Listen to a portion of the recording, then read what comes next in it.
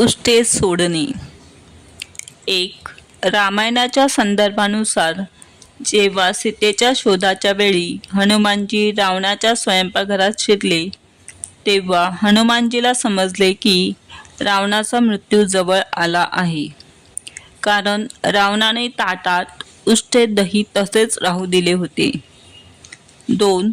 उष्टे सोडणाऱ्या व्यक्तीचे वय कमी होते.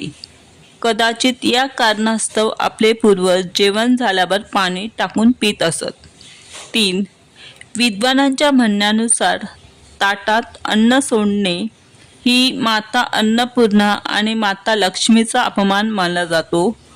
असे केल्याने आर्थिक परिस्थिती कमकुवत होते. त्याचवेळी घरी येणाऱ्या लक्ष्मीलाही राग येतो. 4.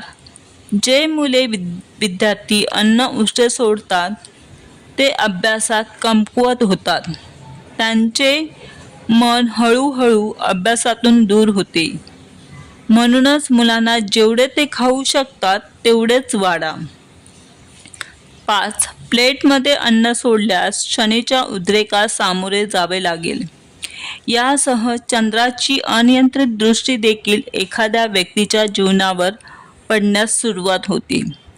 चंद्राच्या अशुभ दृष्टीमुळे मानसिक आजार देखील त्या व्यक्तीभोवती असतात. 6. या व्यतिरिक्त जर आपण प्रवासादरम्यान उरलेले उष्टे अन्न फेकतो तेव्हा आपली कामे पूर्ण होत नाहीत किंवा कामे देखील बिघडतात. 7. प्लेटमध्ये उष्टे जेवण सोडणारा व्यक्ती पापाचा भागीदार बनतो.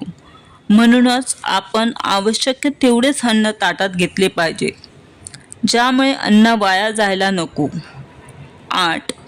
जर काही कारणास्तव जेवण ताटात उष्टे सोडावे लागत असेल तर हात जोडून माता अन्नपूर्णेची क्षमा मागावी.